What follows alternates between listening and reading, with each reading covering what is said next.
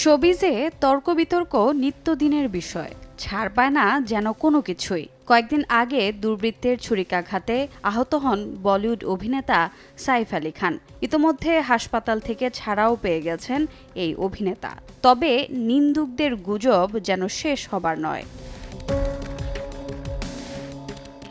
সে রাতে হামলার পর সাইফকে ভর্তি করা হয় লীলাবতী হাসপাতালে। তবে ঘটনার দিন গুরুতর আহত অভিনেতার সঙ্গে হাসপাতালে যাননি স্ত্রী কারিনা কাপুর খান। সোশ্যাল মিডিয়ায় কথা ওঠে মদ্যপ থাকার কারণে হাসপাতালে যাননি কারিনা।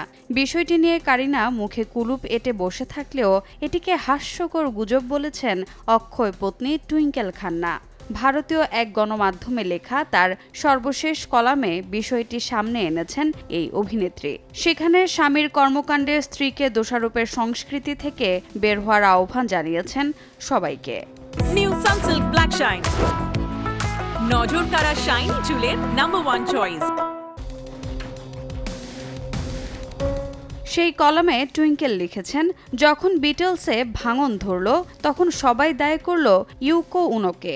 বিরাট কোহলির খারাপ পারফরম্যান্সে আনুশকাকে দোষারোপ। মার্কিন প্রেসিডেন্ট ডোনাল্ড ট্রাম্পের কারণে স্ত্রী মেলানিয়া ট্রাম্পকে কথা শোনানো হয়। টুইঙ্কেলের অভিযোগ, স্বামীদের সব ভুলের জন্য সবসময় স্ত্রীদেরই দোষারোপ করা হয়। তাই সাম্প্রতিক সময়ের ঘটনাকে কেন্দ্র করে প্রতিবাদী আওয়াজ তোলেন বলিউড তারকা টুইঙ্কেল খান্না। রোজা চৌধুরী, সময় সংবাদ।